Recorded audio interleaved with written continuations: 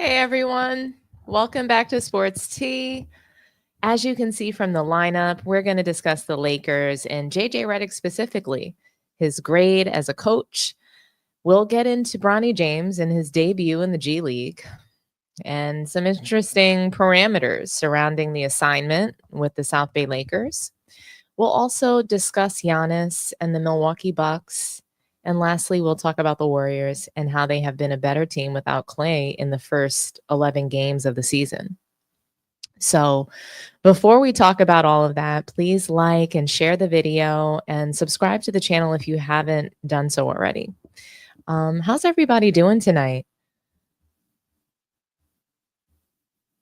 Hey, Chirac, David, nice to see you guys. Horizon Vibes, Jeffrey, Man Down Sports, shout out to Man Down, Posh King, Beethoven. So nice to see you guys. Thank you for spending some time with me tonight. I know it's late for a lot of you guys, and it's also a football night. So I just want to shout you guys out for being here with me. Alexander X, thank you so much for coming through. Julius, thank you. Oh my gosh, I really missed you guys. I just want to say that seriously. I was a little under the weather this week, but I'm really glad to be back. So yeah, I mean, before we get into things, I also just want to take a moment to shout out the lovely moderators that I have in the building tonight. Thank you all for holding me down in the chat. Shout out to Man Down Sports as well. It was really great to get together in person to record last week in studio. It was such an amazing experience. So I just want to shout out Man Down Sports and Mel. Thank you for being here tonight with us as well. Okay, so we'll get started. Our first topic of the night is the Lakers and specifically JJ Redick. So I want to talk about the job that he's done since he started. Just like most people who are in the pocket of Clutch, or at least under the protection of Clutch Sports, JJ Redick, he's been highly praised, right? Highly praised, I would say, overhyped and overrated. So we're talking about a guy that coached fourth graders before coaching NBA players. Isn't that pretty crazy? And I do want to say that it does take a special skill set to work with children. And I think it takes a good deal of understanding of how to talk to them, figuring out how to motivate them. And let's not get started on the communication with the parents, right? So it's not easy to be a coach of children and fourth graders, but, yes, JJ was a fourth grade coach prior to his NBA coaching assignment, and he's being called the smartest man in the NBA. Paul George, he's raved about JJ Redick on his podcast as a coach because of how he spoke as an analyst on TV. I thought that was pretty stupid and ridiculous sounding, but Paul George actually said this, and he sounds like he's lying through his teeth, like this is the narrative that the media and current players need to deliver on. So listen up. He does really say these things. Let's listen to what Paul George has to say. Coach for the franchise. I think his start has been very impressive. I think he's like that team has bought into him and they trust him and they believe in him. And I think that's one of the biggest things, especially when you have a mega star like LeBron and Anthony Davis on your side and those guys buy into you from jump. It says a lot about his presence there. I saw one of the videos of them doing like guards versus bigs. That was and big. He matches up with Jackson Hayes. Like that's culture right there, bro. That's team bonding and that's culture when your head coach is in the trenches and is fighting with you guys. Literally, when they matched up, they were going at it, and he gets the stop and the whole team, ignites. I love to see it. I think, again, he's awesome as a communicator. And he's a natural born leader. I think he's a Duke guy, so he's a hard worker. He's a team guy. And he knows the benefits from both of those, pillars. So I'm loving it. Funny thing is I talked with JJ before him taking that job. We were in Dallas for games 3 and 4, and we chopped it up a little bit. And me knowing that it was, you know, at that time he wasn't signed to the Lakers, but it was around the decision time. And, you know, I got a chance to just tell him, you know, good luck. I'm rooting for you. And, you know, basically putting my belief that he'll do a great job.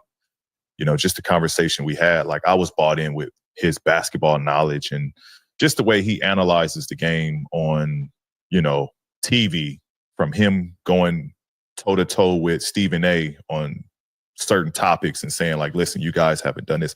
Like, he's very good at confrontation, and you need a strong coach that's built for confrontation. So he's been very impressive, and I think he's going to make for a great coach for the Lakers. Oh, man. If I could have just let this clip continue, you would have heard his cohort say, yeah, and I had a conversation with him too. Like, it's just this privilege to speak to a guy who's only coached fourth graders and never won anything in the NBA. Go figure, right? I mean, it's pretty hilarious to me. I've never heard someone say that any coach was good because of how he heard him analyze the game on TV. LOL. Why does Paul George have a podcast again? I thought that he was the missing piece that the 76ers needed. What happened to that? Yeah, right? I mean, this is a serial loser congratulating another serial loser in JJ Redick, who has never won anything. Mind you, this episode of his show was just 8 days ago after JJ led the Lakers to a string of road losses. The Lakers were able to prove that they couldn't win on the road without major free throw disparities and help from the NBA officials. I mean, last week during the Lakers road trip, they played the Grizzlies, and D'Angelo Russell, he performed poorly. He had 2 defenders on him. He shook one and stepped back for a corner 3, and it was blocked while he had open teammates available to drive or shoot wide open shots. JJ Redick spoke on this frustration in that game. He was seen slamming his chair after that play. I wanted to play that video for you guys. It was just 16 seconds long, but I was scared that it would get blocked. But let's hear what JJ had to say in reference to how upset he was during this game.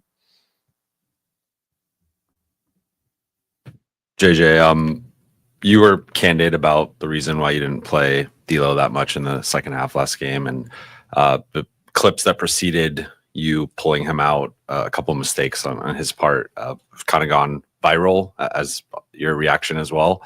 Have you had to talk to him about that second half or about those clips and sort of how did that conversation go, if so?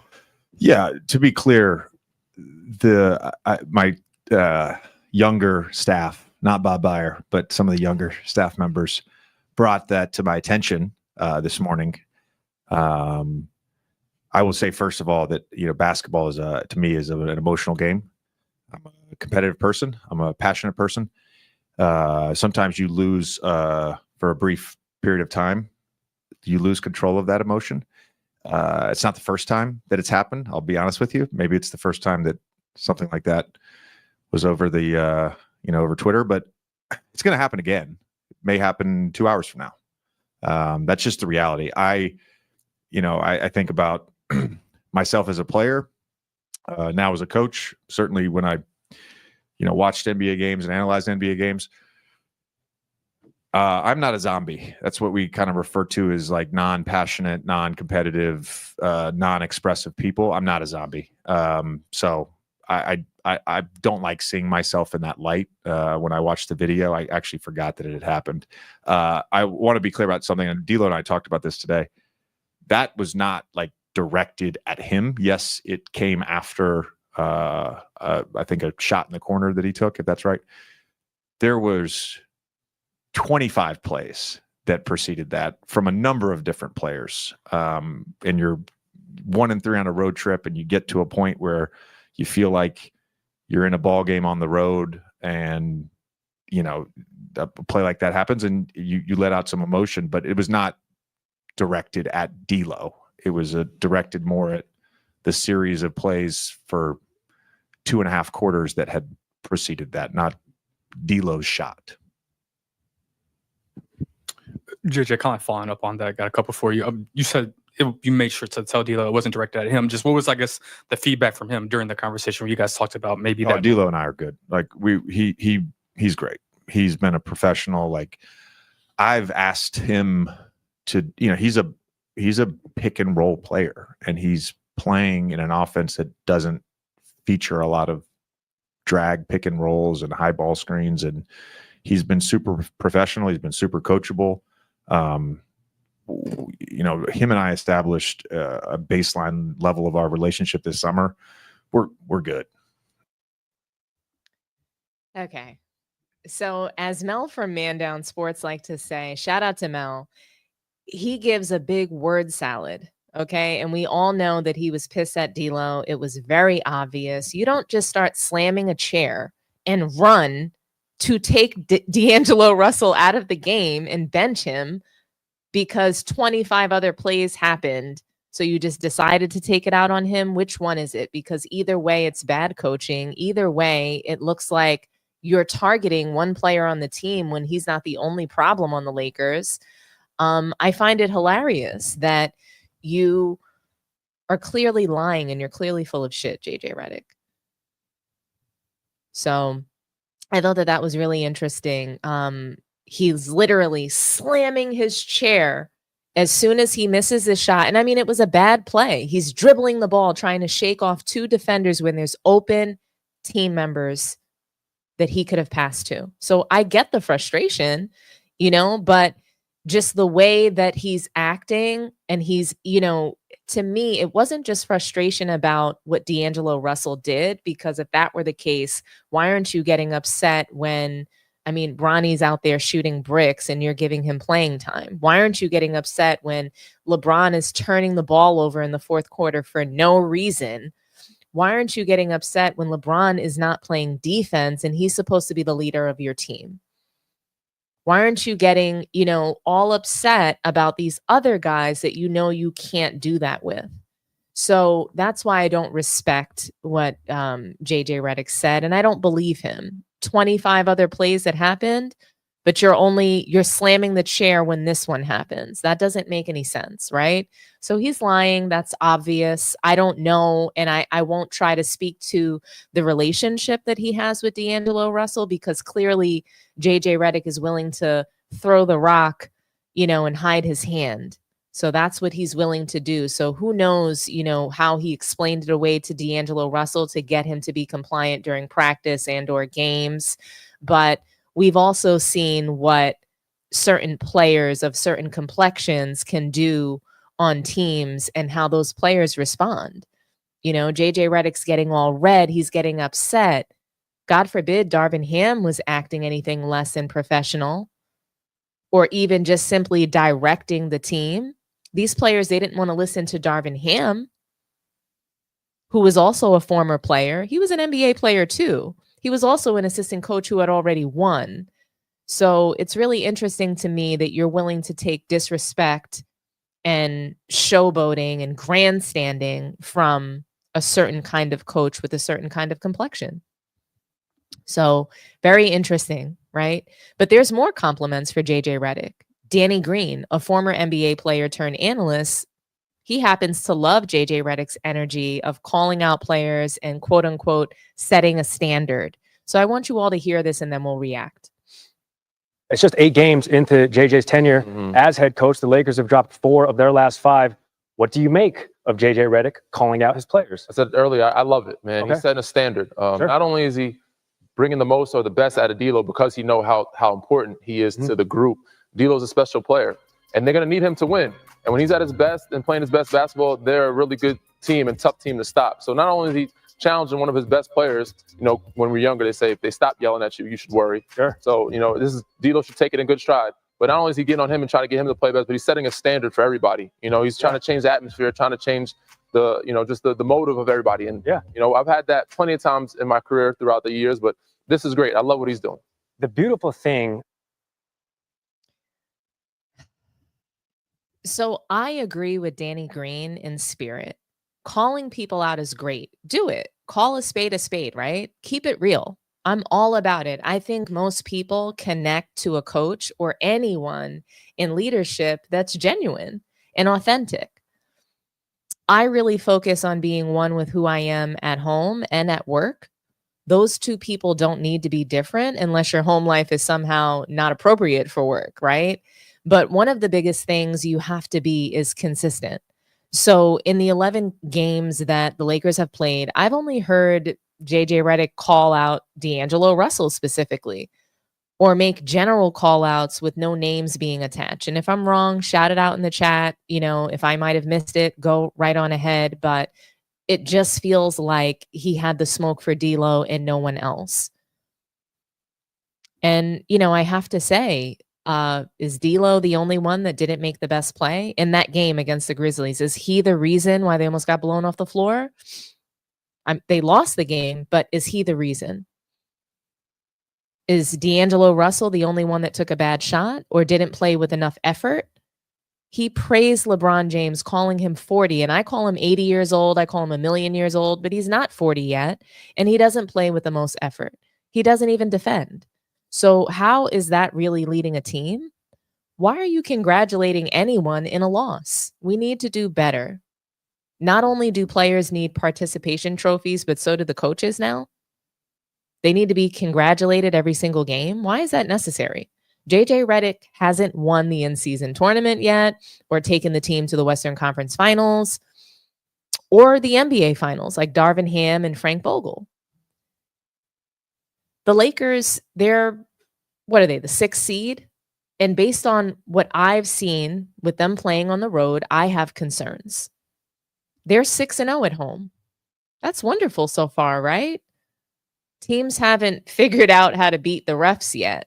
The media is saying how much the players love JJ Redick and they want to play for him. But to me, targeting one player and making an example out of him doesn't seem like a great player's coach to me. D'Lo takes a bad shot in the corner and JJ Redick has a complete titty attack. Are you kidding me? He has a complete titty attack on the sidelines. Did you guys see that?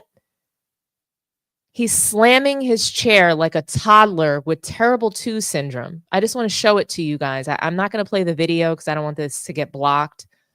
But this is him. As you can see, this was him slamming his chair, acting a fool. Literally, like he had terrible 2s.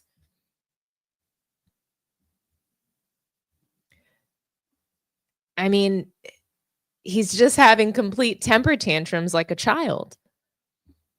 Shams Charania reported that he broke several clipboards already. So he's breaking clipboards. We've already seen him ignoring Anthony Davis when he's begging to be taken out of the game after a tough fall or hit to the face. Does the team really love playing for him?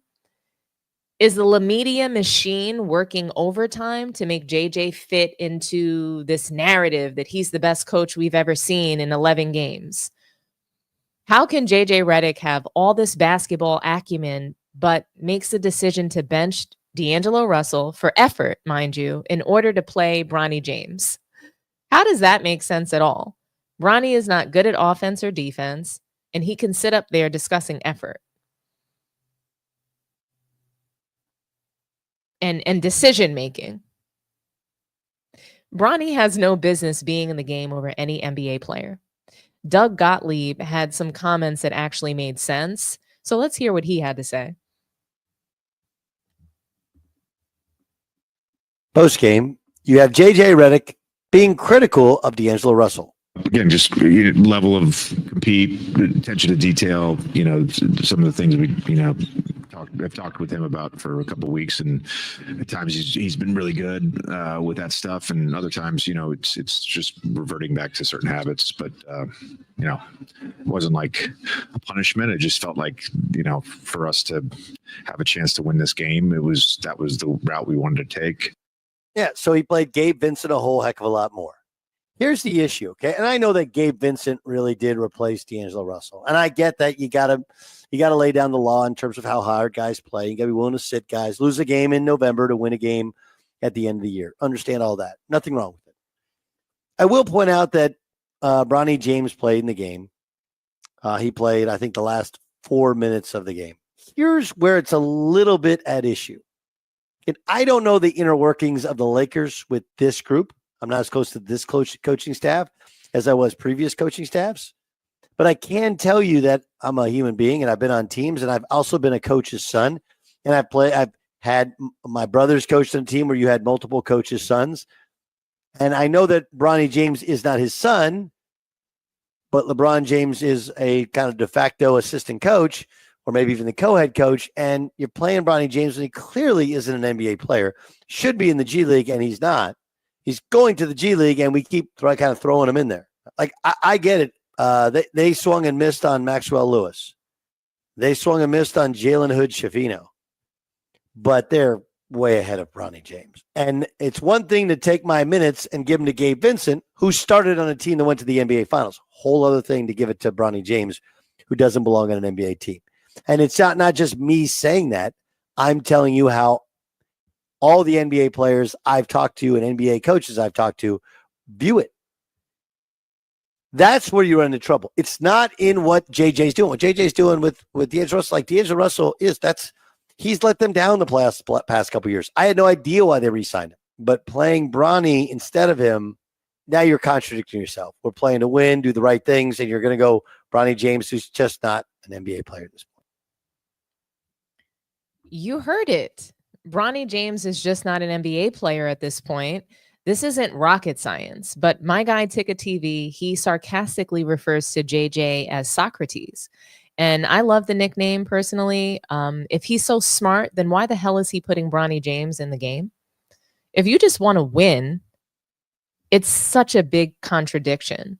So with all that said, guys, I'm going to give JJ Redick an F, and that stands for fake. So the Lakers' results, in my opinion, are fake. Are they truly a 6th seed?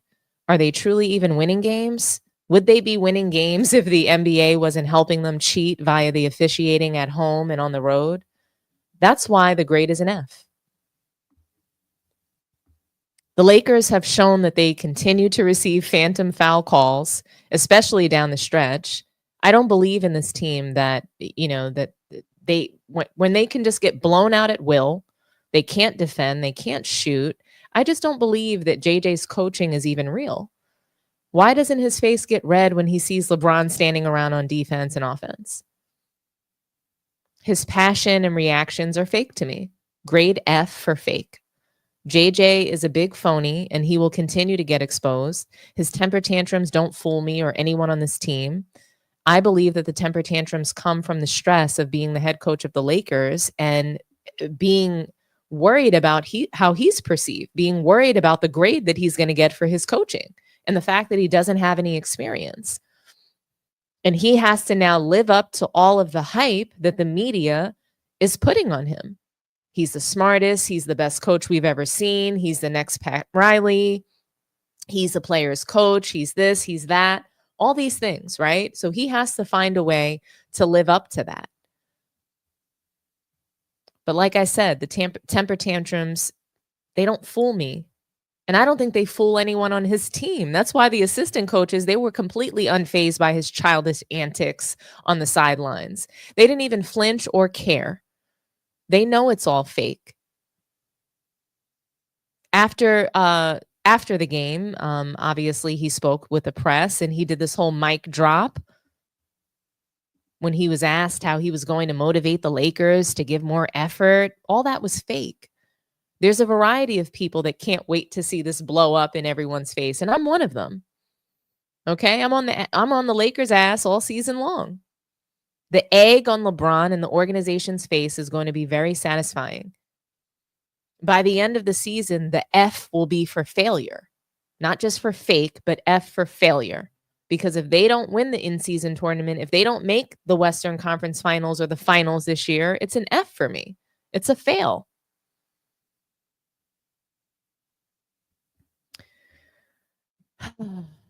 So obviously we've spoken about JJ Redick giving DLO'S minutes to Bronny, and it brings us to the next topic. Okay, Bronny James. I mean, Bronny, he had his G-League debut, right? So Bronny had his debut. Wasn't good, obviously. And look, for the people that that want to know why we keep talking about the 55th pick and why he is important, it's because Bronny, he's viral, and the media and the algorithm on the internet dictates that we keep talking about him. The La Media continues to feed content creators material so that it's a big cycle, and the machine, it can run on its own. So since Bronny is not an actual basketball player, he's a gamer, right? So in order for the machine to keep going, they have to keep feeding us content, because we're not going to be talking about him because he's a great player. The media has to keep pumping out stories. They need to keep giving us sound bites about how great Bronny is, even though he's terrible. And that's why, okay? But anyway, Bronny James, he made his G League debut. He was 2 of 9 from the field, 0% from the three-point line. And before he could even record such an amazingly atrocious stat line, it was announced that Bronny will not play in away games for the South Bay Lakers. This begs the question as to whether or not it's good for Bronny and the team for him to stay in the NBA for away games and travel with the Lakers instead. Or is it better for him to travel with the team he's been assigned to, the South Bay Lakers G League squad? Gil's Arena, they discuss it, and I do want to play it for you guys, and then we'll react to it.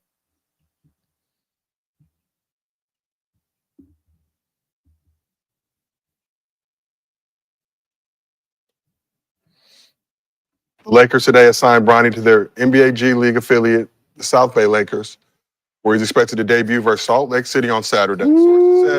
James will be on the Lakers roster versus 76ers Friday, then rejoin South Bay.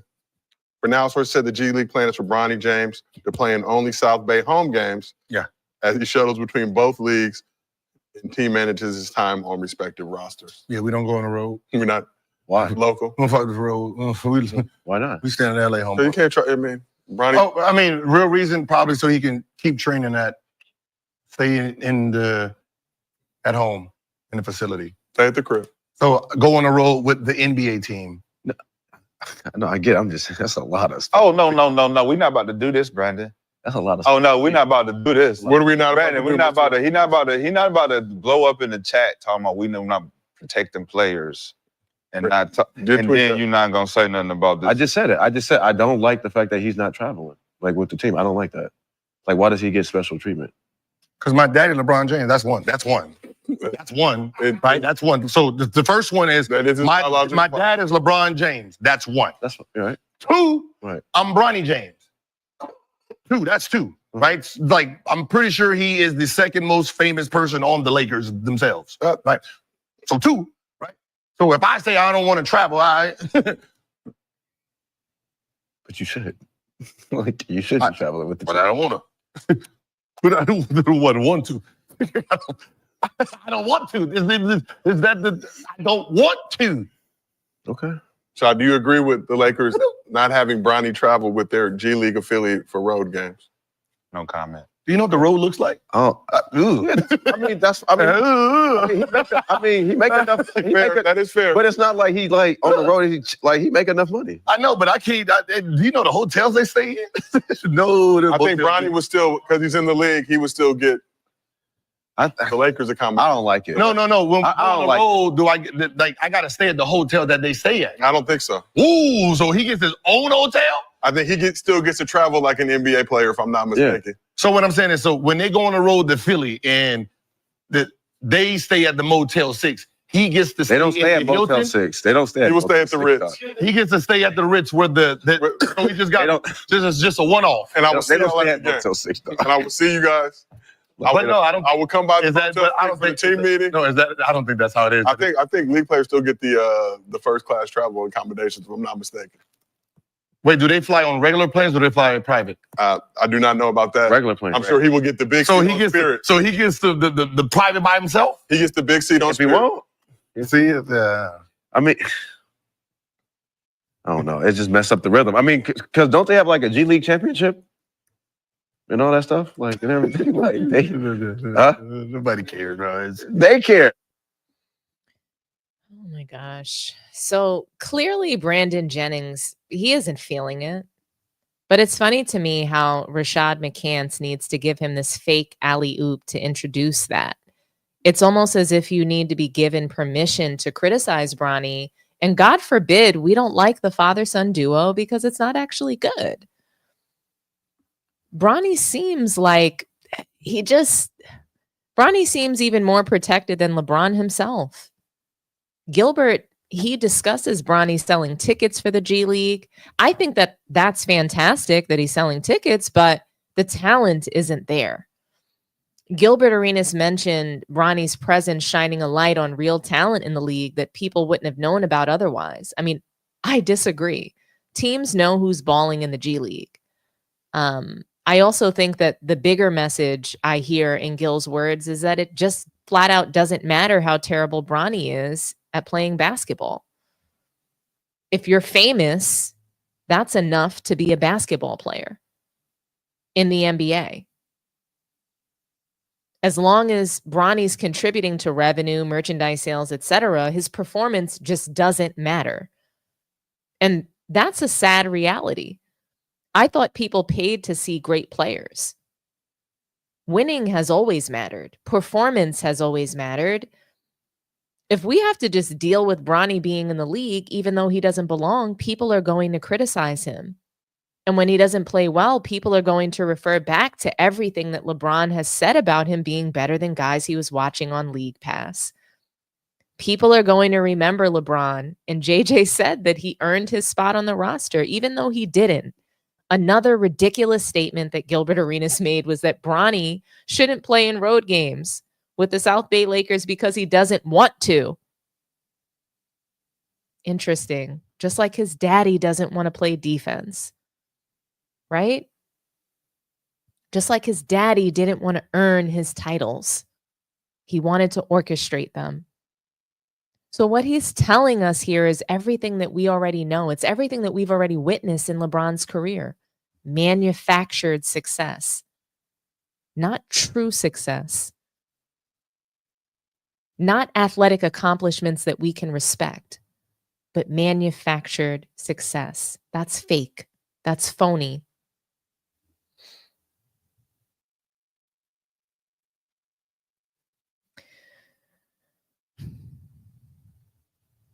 It's just interesting. It's interesting because Gilbert Arenas asks, why are people worried about a 55th pick, or why people are criticizing a 55th pick? The same logic applies: because they want to. Because he's here as a spectacle. Because he's viral all over the internet, all over our TV screens. Because people could have a career high game and we'll still be talking about Bronny. That's why we're criticizing him. With fame, with recognition, with praise also comes criticism. Even when I talk to, my team, so I have touch bases with them. I meet with them weekly or bi-weekly or monthly or whatever it's going to be. And I always talk to them about what they're doing well and what needs to be improved. And that's criticism, and, it's constructive, and hopefully at work, and hopefully, for Bronny, he's getting constructive criticism from his coaches. Now, the media and people like me, fans of the game, we're going to criticize what we see. I don't take a look at the stat line only. That's not all I look at when I take a look at Bronny and what he's doing, what he's accomplishing in the league. I'm watching him, and I'm watching him pretend to be a basketball player. So that's the story. People expect LeBron James, who has a son with every advantage. They expect that son who had every advantage, a kid that LeBron himself said was going to shine in this league, to actually be a good player. That's the expectation. And if he's not a good player today, we do expect Bronny to at least show signs of being a good player. But the fact is, he didn't do it in high school, college, or now. He didn't do it in the preseason.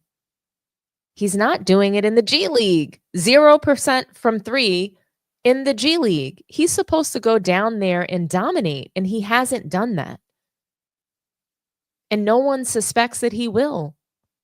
The coach openly stated he's not going to start. Why would he? Why would he start over guys that are going to be there every day? How is Bronny actually going to develop? When he can't get meaningful minutes, you know, he's not going to start with a G League team. He's not playing in their away games. How do they develop camaraderie? How does he build relationships with this team? How does he build relationships with the Lakers? It doesn't make sense. So, you know, to me, the only thing that Bronny is shining a light on is his god-awful shooting from 3. With all that money that LeBron has, he can't buy Bronny a three-point shot? He couldn't buy Bronny a great trainer so that he can shoot better than 0% from 3? Really? Really, LeBron? A lot of people don't like that Bronny won't be playing in road games with the G League. Shannon Sharp, Brian Windhorst, they don't like it. These are LeBron's biggest fans. These are his biggest fans of Bronny playing with him. They've both spoken out about it. So let's hear Shannon. The Lakers today assigned, you know, to play in the home games, not to fly when the Lakers on the road, and that's how they saw it fit. I'm not sure why that would be an issue with anyone else. And because how does he get better sitting on the bench at Laker games? He needs to play. You said, but he's playing in the home game. He's playing in the South Bay home game, though. You said players don't get better sitting on the bench. So how is Bronny getting better sitting on the bench based on what you said? They just said he's playing in the South Bay Lakers home games. But they play road games. So when when they go on the road, he gets nothing out of that. So he just go sit on the bench and watch the Lakers at home. Hey, listen, that wasn't my decision. I'm just basing on what you said. He's playing in the home games. You said players don't get better sitting on the bench, be it basketball or football. Right. I'm asking you now, how does Bronny get better when he's only playing part-time and the other half the time he's sitting on the bench? Listen, you really can't do the comparison when you talk about football and basketball because he's still playing. When you get benched in football, you're not touching the field at all. No. But you're practicing. Right. But again, he's playing in the home games for the South Bay Lakers. He's not being benched. So that's enough. You would know better than me. I'm not a basketball player. No, but come on now. Yeah, don't do that. Don't do that cop out on me talking about I would know better. Does a guy get better play? So let me ask you a question. So if a football player, he only played home game, but he didn't play on the road, he's getting better. Come on. No, you can't know now. You know you can't compare them goddamn sports now. Come on now. Don't do me like that. Don't do me like that. But if you get better by play, I thought you get better by playing. We just had a conversation about Scottie Pippen Jr. Look at what he's doing. Mm-hmm. He was sitting on the bench. Look at him now when he's getting an opportunity to play versus him sitting on the bench coming in. I like what you just said. But the key word you said about Scottie Pippen Jr. on the reason why he wasn't playing where he was because other people needed to handle the ball. So what difference does it make? Why? I guess the clutch checks stopped rolling in. I don't know, but let's hear Brian Windhorst. And there have been some people that have grumbled about the contract that Bronny got 3 years guaranteed. I mean, okay, I guess like maybe that was a little bit more than maybe he merited, but like I don't even really care. I've seen teams, you know, I saw DeAndre Jordan get a $40 million contract to try to get more from Kevin Durant and Kyrie Irving. Like on that scale, this is nothing. But I'm gonna apply the brakes on my everything's fine on the Bronny front with this thing that's now happening, which is that from my understanding, he's only going to play in the South Bay Lakers home games, that he's only going to kind of be a part-time G League player. And he's not getting on United Airlines and going to fly and go see these other teams, these playing this road games. Now, because honestly, like I know he was getting so much special treatment and nepotism. That's fine. Honestly, I don't care. Like I said, it's normal. Now I think it's actually detrimental to him. I don't like that. I don't know whose idea it was. Obviously, the Lakers are fine with it. They're doing it. I've now on this particular instance, I think that's gone too far, and I don't think that benefits Bronny. I don't think it benefits the South Bay Lakers, and I don't think it benefits LeBron at that point. I think it'd be much better if Bronny was a more developed player by February or March by playing in G League road games. I don't know if you feel the same way, but that's the way I feel on this topic. There's a point where the media's integrity, it has to matter, right? Just like going back to what Gilbert Arenas said, look at these comments under that video. So obviously Gilbert Arenas, he's got his own podcast and, we watch it for content. But I mean, look at these comments. So basically what Gil is saying is Bron Jr. is an overpaid mascot. Damn, Bron got people shook to speak the truth. Crazy, grown-ass men. What's the point of the new media if we up to the same BS, if not worse? Gil, just stop. You were wrong. If that was a foreign player, you would be disrespectful to them, so stop. Gil's logic is so poor. Based on this logic, every player's kid should get an automatic pass to the league because it'll bring light to players who actually deserve it more. This man is on clutch payroll or something. And there's a couple more that are just like ridiculous. Gil's got the strongest knees we've ever seen. He don't even need knee pads at this point. Sheesh. I mean, does it get any worse than that, guys? Anyway. Like I said, there's got to be a point where there's some just, integrity at some point. It can't just be that Sports T, Man Down Sports, Ticket TV, we're the new media. We're the new media because we're telling the truth. Period. It's just, there's got to be a point where even just having dignity for yourself as a person has to mean something. They can't keep telling us that Bronny is a good player. They can't keep telling us that everything the James family is doing in the NBA is right or good. This is just, it's shameful. That's what it is. It's totally shameful. Bronny can't possibly be taken serious by any current NBA players. How could that be possible? He can't be taken seriously by any NBA fans.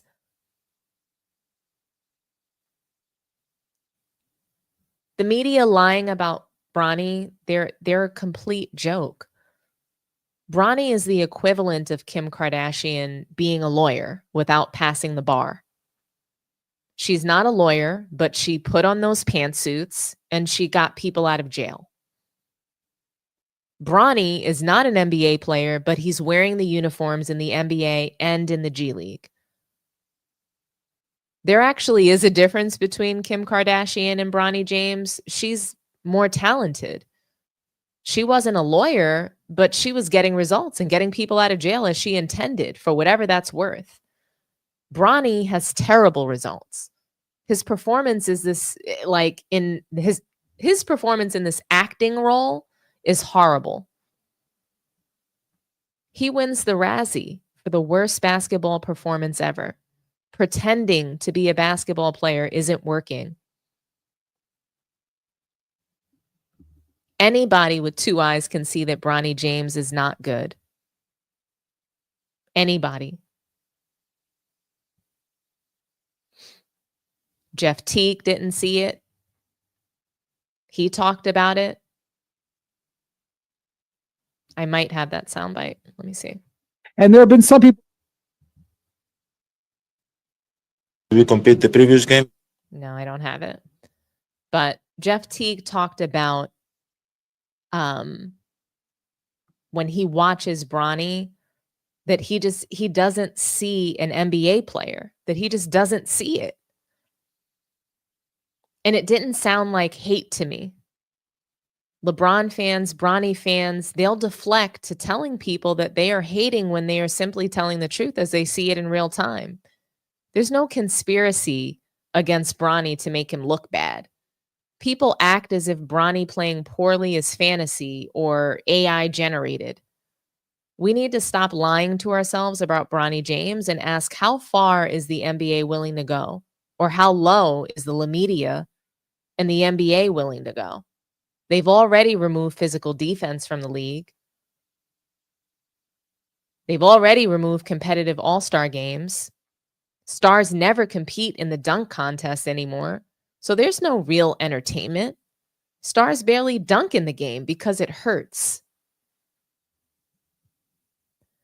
They are usually available for video games these days. They're available for video games more often in the virtual world than they're available for actual games.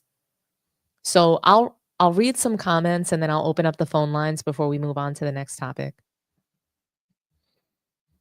Let's see, what do we have here? Okay, lots of engagement in the chat. Thank you guys. Somebody's in here talking about Diddy. Can people stop acting like Bronny sold out the stadium? His first game was held 750 seats. He's not Caitlin Clark. Okay. I mean, look, I don't know. People are saying he's selling out the G-League stadium. I mean, I don't know. I don't really watch G-League games that often, but I'm watching them now. So, but there's the phone number if anybody wants to call in on this topic. The Lakers passed up Pippen Jr. because they're too focused on players with experience instead of developing themselves. It sucks. T-Bert, talk to me nice. What's up, love? How are you? I'm so good. How are you doing? Good, good. I heard you say you was a little sick, so I'm glad you over whatever you had going on. Good to see you back. Yeah, I was just like under the weather. I did a little bit of traveling and I don't know, You sound low, Dom. I sound low? Can you hear me better now? Yeah, that's a lot better. Good, good, good. All right, so I seen you cooking. So you cooked on two topics. Where do you want me to start at? You tell me, and I'll just keep it going. So I'd love for you to touch upon what Oh, speaks to turn you up, the most. Dom. You low again. I can't even really hear you. I don't know why you can't hear me. Can everybody else Let me hear put you me? on speaker. All right, say something, Dom. Can you hear me now? Yeah, I guess that's a little better. I don't know. I'm good. I can hear you. So where you want me to start at? Where do you want to start? What do you want to talk about? All right, I'll go in order. We can start with these Lakers, right? With JJ. Oh my God, there's a lot to unpack here. So let me start with this. JJ has proven he does not have the characteristic traits to be a leader. That outburst that he had that was clearly against D'Lo, that's not going to inspire D'Lo to play better. That's not going to build confidence in D'Lo. It's going to tear him down through embarrassment, okay? Through public humiliation. And true leaders don't do that, right? So right now, I know it's early, but I see JJ as not a leader. Next thing on JJ. I call JJ, he's the emperor of narcissism. He is a true definition of narcissist. He thinks he's the smartest guy in every room, every single time. And the reason why he has those outbursts on, like, you seen when the media asked him a question in a post-game conference, he banged the table and got up and left? Because narcissists do not like to be addressed on their BS. They don't like to be challenged because their take is, I'm smarter than you. I'm smarter than you in everything, right? So he's the emperor of narcissism. So I'm not feeling it. JJ, like, he put himself in this position. You knew what you were getting into. But the reason why JJ allowed himself to go into this position because he thought that, oh, the Lakers are a great team. It's just Darvin Ham. And since I'm the narcissist, I know more than Darvin Ham, an actual NBA coach. Oh, I could take that team to the promised land. And he's seeing that grass ain't green, it's brown, right? And he's having tantrums on the court. Let's talk about the tantrums real quick. I'll try to keep it mild on this. JJ is spinning his own narrative, right, for us. And let me give you my example. When they asked him about it, he said he's passionate, right? That's painting his own narrative, because when certain people of a certain complexion have outbursts like that, they get a pass by, oh, he's passionate. But when someone of another skin complexion has that same outburst, he has an attitude problem. He needs to go to counseling, anger management. He has attitude issues. Is it because the way he grew up or where he was brought up in? So JJ knew it looked bad. It was a bad look, the way he, exploded on the field. So he came right in, painted his own narrative by, he said the word passionate twice. There goes his pass, right? JJ is full of crap. He's full of himself. I truly believe he's in over his head. And I think it's just a matter of time before he drowns. And there's no life jacket big enough to save him. I couldn't agree more. I think that JJ Redick saying that he's passionate, it's an excuse that we've seen, right, from those kind of people. Oftentimes when they're doing the wrong thing, it's an acceptable excuse, and then the media runs with that, and then they think it's so great. That's the best part about it. Oh, I love it. I love his passion for the game. And, even people like you and I are out here, and I've even seen a couple of comments. I love JJ's passion for the game. I mean, he played basketball. He should have some passion for the game, but at the end of the day, you need to keep that same energy. You don't have passion for the game with one, but not the other. So it's just funny to me that clearly D'Angelo Russell is a scapegoat on that team. And, we can look to see, what's going to happen with him. And I think that he's not on the Lakers because they just haven't been able to move him. So exactly. All right, let me transition to the Bronny James one. You cooked on that. Like, you didn't leave, you didn't leave any meat on the bone. Like, basically, you cooked on him. But I'll try to follow your footsteps. Right, that's gonna be a hard act to follow. I'm gonna try to fill your shoes. All right, now. All right, so Bronny's first game. Well, let me ask you this about Bronny. Go for it. Why do you think that Bronny is not traveling with the South Bay Lakers? And, how do you think that impacts the team? Great question. He's not traveling because he's super insulated, right? He is super insulated, overprotected, and he has a platinum spoon in his mouth, right, at all times. Okay. That's why he's not traveling. But why? How does that protect him? How does it protect him not to travel with the G League?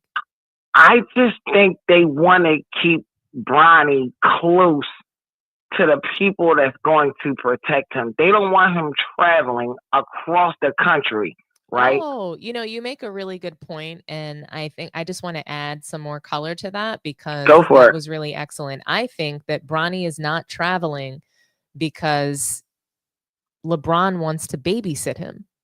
Earlier, prior to the season even starting, he mentioned that he didn't get to spend a lot of time with Bronny, that he missed so many really important moments in his life. And, this is a way for him literally to spend time with him. So he wants to raise his son through, like, at work. He wants to take his son to work every day and literally be a babysitter. He's pretty much an invested babysitter. I usually call him an invested soccer mom, but he's invested in, in fatherhood, later in Bronny's life because he missed so much. So And you know what, Dom? crazy, right? You gotta absolutely. I'm gonna expound on that a little because you hit that on the head, but I'm gonna hit it on a parental point. So that's his child, right? And we know the love that parents have for their children. So it's like he knows that his son is being attacked viciously, through the media, through public perception, through the court of public opinion. So LeBron wants to be within a few minutes or, an earshot of Bronny. If something goes awry, that he's there to protect his child. This has nothing to do with basketball. This has nothing to do with basketball so far as the protecting of his child. I'm talking on the parental level only, right? And I'll give you a quick example. Me and my son, we go run ball all the time together. But sometimes I'll be like, no, I ain't going, son. And he'll be like, all right, I'm going. In the back of my mind, I know it's a lot of trash talking out there. I'm cool with him still going because he's only going around the corner. I could jump in the car and be right there. But if my son says he's going across on the other side of Philly, nah, son, I don't think that's a good idea, right? Because it's just a fatherly instinct of protecting your child. And that's what I think that's another aspect of why he doesn't want his son traveling. And last thing on the traveling aspect, what if something happens to Bronny? Not nothing major. Just say, he gets like verbally assaulted in the face by a heckler or something. The mom gets all upset. Now it's a problem in the household because if something happens to him, LeBron Sr., this is your fault. You put Bronny in this position, right? Now he got to deal with Savannah. So he's protecting him as a father.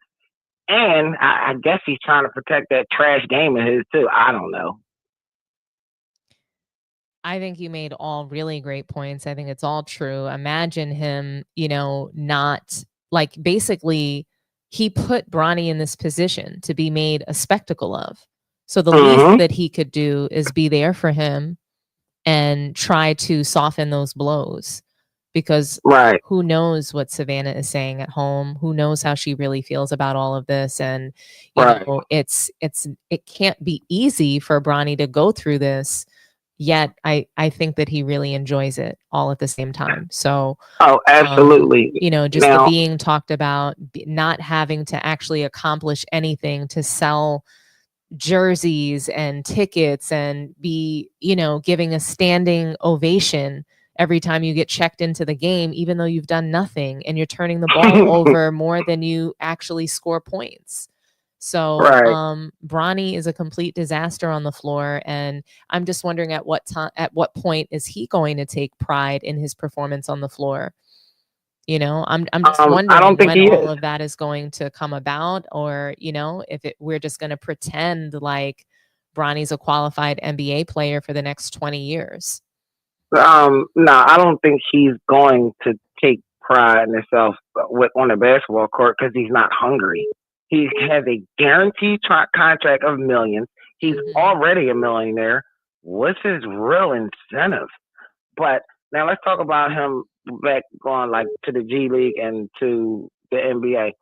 I think that's going to hurt him. I mean, not in my opinion. Not that he has a chance to be a good NBA player. That's just my opinion. I could be wrong, but that's going to hurt him. And I give you a quick little story. So when I was in high school, my first year, I made the varsity basketball. I didn't have to play JV. And even so I was a freshman playing varsity.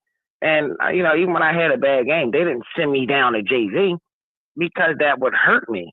They kept me playing with the bigger guys, the seniors and the juniors that were bigger, stronger, and faster. And by my senior year, I blossomed because of getting my butt kicked by those better players. The reason I didn't play with JV, because I was killing them, right? So sending me back to JV would have just hurt me, right? So sending him, if you want to be the best, you play with the best, and you play against the best. You compete against them. You see they work ethics. You mimic them, right? You're not gonna go down there. You're not sending them down to G League. You want to be the best. Be with the best, and I think it's a complete joke. The Lakers are a joke. LeBron is a joke. Bronny James is a Call of Duty player, and every day is Halloween, right? Because every day he got his NBA suit on, but he's posing as an NBA player. So I just don't think this is going to end well for Bronny. And last thing on this, they're complaining about, oh, they don't have enough depth on their bench. Well, you have Bronny, and then let's take a quick comparison. So with Quincy, look what Quincy did in his first game with the G League. Quincy had 28 points. He shot 47% from three, 100% from the foul line, and he had 10 boards, 6 assists. He absolutely crushed it. His plus minus was 16. Let's look at Bronny's. Bronny, we know what he did. His plus minus was a -1. Like, Bronny had more turnovers than he had points. Where is it at? It's absolutely insane. Like, why? Well, just like you said, I watched the other video the other day twice. The purse snatcher. He snatched Quincy's purse, and he's not giving it back. Actually, Bronny is running around LA taking selfies with Quincy's purse. He ain't giving it back. It's a big fact. I mean, he's literally a purse snatcher. And he didn't just snatch Quincy's purse. Anybody that's more every single person in the G League is more qualified than Bronny James to play in the NBA. Every single person. Every single person currently in college is more qualified than Bronny James to play in the NBA. There are guys in high school right now that would beat the brakes off of Bronny James, who is currently in the NBA. I believe that Elijah Arenas is beating Bronny James. Elijah is nasty. I believe that Cayenne Anthony is beating Bronny James. Cayenne is nasty. Dylan Harper. Shout out to Dylan Harper. You don't see Ron Harper, giving people bulletin material about his son. But Dylan Harper would beat the brakes off of Bronny. They all have balled out. They've all played better at every level than Bronny has. So absolutely, it's really interesting to me. So, and Dom, before you let me go, let me say this last point. That moron Gilbert Arenas saying, "Oh, Bronny's not traveling because he don't want to because he's this and he's that." Well, let me break this down to you, right? With the not traveling because you got a platinum spoon in your mouth. You know when Jordan went to the minor leagues, he traveled on the bus. Yes. He was on the bus. Yeah, absolutely. He didn't want it to be that, his name was getting him everything. I mean, it was bad enough that he was put in the league because he was Michael Jordan. So he wanted to try to earn his way, and he stunk it up in baseball, right? But I think that what Gilbert Arenas is doing most importantly is he's proving everybody's point. And the point is that Bronny didn't earn his place in the NBA, and he continues not to earn it. And he continues to prove why he doesn't belong here because he can't even be on the road with the G League team. LeBron has to protect him from that. It's not that he's too good. He needs protection. So, you need to be protected your rookie year. You can't have the same experience that other rookies have. How did you earn it? JJ Redick, LeBron James, the Lakers, Jeannie Buss, Rob Pelinka, they should be ashamed of themselves. Cook. Because this is a disgrace. And they have turned the NBA into a complete mockery. So thank you so much, T-Bert. Yep. I got you. You said you watched G League games? I watched his debut game. I watched that. It's hard for me to watch NBA, let alone G League. I know it is tough, but I do have Funky Town calling in. Thank you so much. Yeah, T-Bert. all right, Dom. Talk to you. All right, bye. Hey, Funky Town, talk to me nice. Hey, how we doing? I'm so good, and it's so nice to hear from you. I really missed you guys. So what's going on? Missed you. I mean, glad to see you on the other end of whatever you had. It sounded like you might have had what I had. So, my body was a little weak. My throat was a little scratchy. So yesterday my voice didn't sound good. I was planning to do this live last night, but I didn't sound like myself. But I feel much better. What do you think, though? What grade would you give JJ Redick as a coach?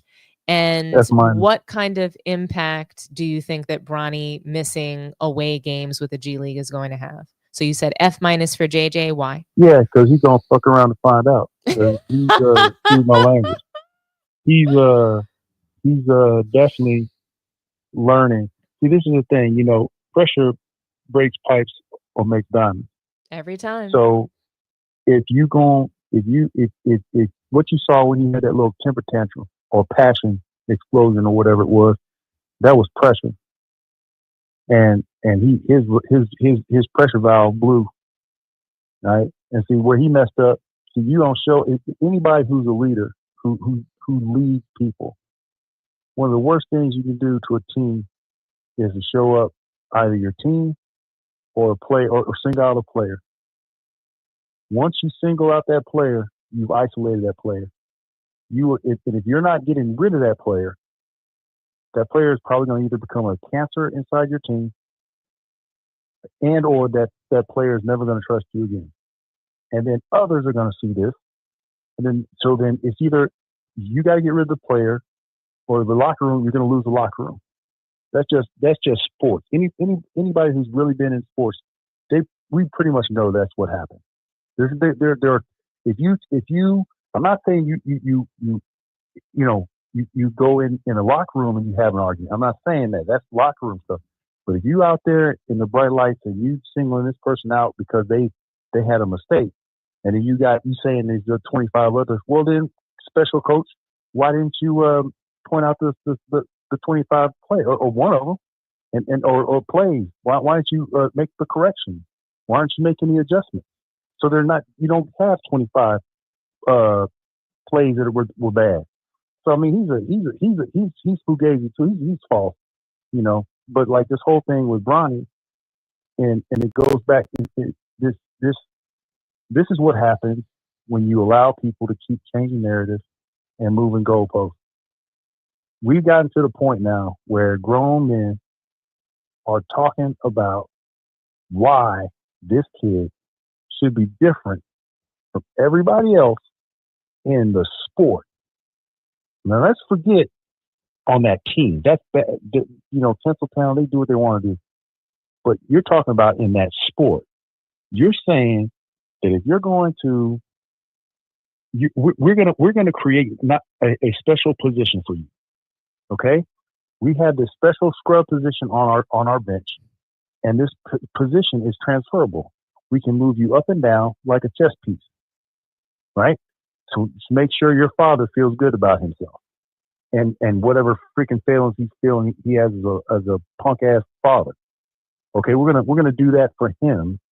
So we're gonna use you as this little tool to make sure he's happy. Okay, because your punk ass couldn't get a run at LA Fitness, but we're not gonna make you travel and play and learn and earn your position to develop. Because I mean, people keep saying he shouldn't even be in the G League. But stop. You know, we got to stop sugarcoating stuff. It's punk ass parents. You got to stop telling your kids you can be whatever you want to be. You can be whatever you've earned. That's what you get. You get what you earned. You don't just because he doesn't want to travel. Well, guess what? There are plenty of people in the army who didn't want to go to war, but guess what? They had to go because that's what they got paid for. That's what they raised their hand up and they volunteered for. And they're 18 years old, and there were no excuses given. So I'm not. For me, it's the society, it's parents. Like, you cannot tell me that you're going to allow somebody to say, okay, well, we don't. You know, they slammed Allen Iverson for saying practice, and this cat is, well, I'm just not traveling. And so what are you doing? You're not playing. You're not getting any minutes with the Lakers, really. All right, and then you're not maximizing your time to develop so that you could, in somebody's fantasy world, in your dad's dream, become a serviceable basketball player in the NBA. You get where I'm coming from? Like, to me, it's like this is so far out of kilter from reality, what reality should be, that I'm embarrassed that it's a black family that's doing it. That's how bad this is for me. That a black family is doing this bullshit. And I would say, Funky Town, that it's because black athletes, we don't need to do this. We don't need to put trash players in the NBA when we've historically been the best players in the NBA. There's just too much great talent out there to be throwing guys like Bronny in the game. I mean, there's better talent right there on the Lakers than to be throwing Bronny in the game. He's literally stealing minutes from other players on the team, and it's laughable. It's insane. And it's hard to respect the coaching, the organization. Right. D-Lo sucks. I mean, but there is no, there's he's an all-star compared to Bronny James. That's what I'm trying to say. There's no, and for him to lose minutes to Bronny James, it's embarrassing. It's embarrassing. It's embarrassing. You're telling this dude, I'm giving that dude right there, who doesn't look like he knows how to tie his shoes right, your minutes. I'll give you that turnover machine over there minutes. I'm not slamming my thing when he messes up, but when you mess up, because you're out there and you don't have somebody else that's pulling the double team somewhere else. You're out there because they know you are actually a threat from the outside, from a three. They know that about you. Bronny's averaging more turnovers than he's averaging points. I bet his middle name is self-check. Like he is. Listen, that kid, the thing it's just, to me, it's embarrassing as a black person for us to have this type of, take your kid at work type stuff, and then you still want to sit there and pretend like it's not what we all see it is.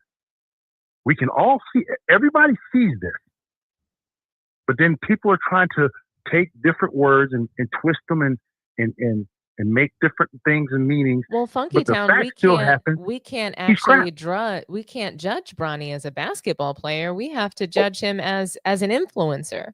So right, but I mean, so shout out to Steven for saying that. Great job. Right, I just look at him. I've watched him. He is not his ball. There's a reason why he's leading with those turnovers more than scoring. There's a reason. All you have to actually look is, just like his father is the all-time turnover king in the history of the game. There's a reason that his son, who's shorter, ain't able to get away with the same stuff that his father got away with. And but see, same thing with his father, with not having to develop his game, without having to get his bag better. He ran away, like you said. Manufactured teams got the people around him that would best suit his style of Bronny ball, of Ron ball. But instead, this kid is nowhere. He's garbage in comparison to him, to his father. He's trash. Hot garbage. He is hot garbage. He is terrible. And I mean, like, we have Young Disciple in the comments. He's saying every locker room has preferential treatment. And I mean, preferential treatment is preserved for the stars. Bronny is not a basketball star. He might be famous, but what is he getting preferential treatment for? Right. You know what the preferential treatment was? They get to pick which locker room they want first. That's preferential treatment. Not, we're gonna give this cat a 4-year, a rookie. We're gonna give him a 4-year contract so he can be the next version of Clappin. The clapper, the guy who turns lights on and off, or whatever. The team mascot. That's what Gilbert Arenas is saying. That Bronny is a glorified mascot. Well, then get him with Paula Abdul. He could be a Laker girl. Yeah, he can do that. But he shouldn't be trashing up the NBA. You know what I'm saying? He should be poisoning my eyes. I should have to see this. It's terrible. I mean, I watched the highlights of the game, of the G-League game, and the way they cut it out, it made it look like he shot and made threes, right? Yeah. Did it look like that? And That's what they do. They messed up. They messed up though. They put the box score up. They put the box score up. They had him listed as a power forward. That was one thing they made a mistake on. The second one is then they had Quincy's numbers like number 5 down on. They had Bronny on top, and they had Quincy on like 4 or 5. And it was like, not only are you burying Quincy to show like how many like he hit, like, I don't think it was like 6 or 7 threes. He was killing them. I saw one where the guy was in his like straight up in his face, and he knocked it down. It's just terrible. Well, and you're telling me that that's not the guy you want spelling D-Lo? You gonna tell me you don't want that guy spelling D-Lo instead of this garbage, this heap of trash with his dad's shoes on? That's what you want to do, man? Maybe that's why he can't play. Please. No, he can't. He can't play because he's never. I mean, look, it's hard for any great player, for any kid to be a great player's kid coming in the same sport behind them, and because you're always being, sized up against your father or your parent, whatever. So I understand that, but that's why you don't normally get the great players who are a second generation great player who was their father or whatever was a great player. They might be an all right player. They might be an okay player.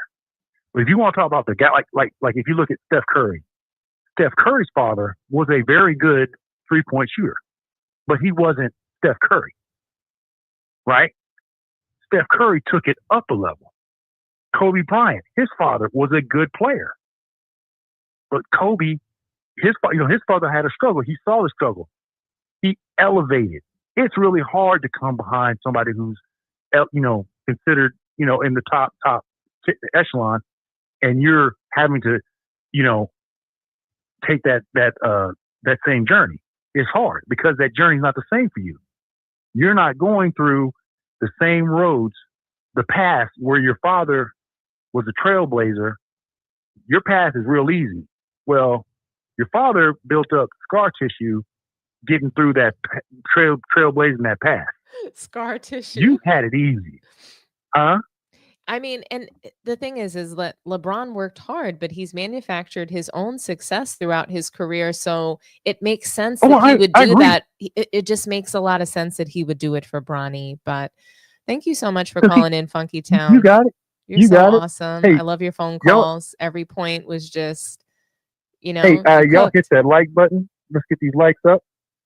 And you keep doing what you're doing, young sister. Appreciate you. Thank you so much. You keep cooking them. You keep Thank cooking you. them. All right. All righty. Good night. Good night, Funky Mo. Town. Wow, we have a lot of comments in here. Lots of engagement. I think what's really important though is that we keep getting away from the fact that Bronny, that he's not good. So the preferential treatment, nobody's seeing that it's even warranted. Talk to me nice. Talk to me nice, Jeffrey. How's it going? Hey, how's it doing? Long time no see. I know. It's so nice to hear from you. How are you? I'm good. I'm glad you're doing better. Thank you so much. So tell me, what would you grade JJ Redick as a coach, and how do you think that Bronny playing, in only home games for South Bay Lakers affects the team? From a motivational standpoint, it's going to affect the team, whether they say something or not. I know his dad's name is loomed big in the building, so a lot of people will probably keep their comments to themselves, but the inside, them players really know. They all probably feel bad about it. They're not motivated. The camaraderie is probably not there for stuff like that. You made a comment about MJ. I like to tell you that MJ was a better baseball player than Bronny is a basketball player. Sheesh. And he couldn't play that well in baseball. Oh my gosh. But what about JJ's grade as a coach? All right, JJ's an F. For sure he's an F. I think JJ is acting as a coach. But obviously he never coached nowhere. He has no experience. He's acting. In the moment, like when you do the chair thing and all that, that was part of his mental script because he don't know what to do. He don't know what to do out there. So he's just acting. Do you think that LeBron is the de facto coach? For sure. They done talked about it. They done game plan in mind the game. And probably behind the scenes, they went more deep in there and they probably always conversate. So LeBron's definitely a de facto coach. And JJ shows weakness and it's a joke because publicly, when you degrading D-Lo, that ain't how you do it or show strength or line the troops up.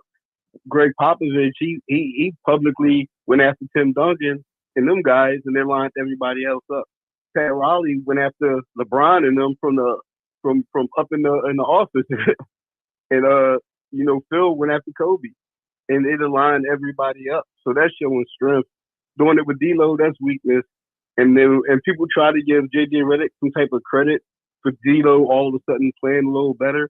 I think the motivation for D-Lo playing better was a common sense conversation that they want to trade him, and he probably want to leave.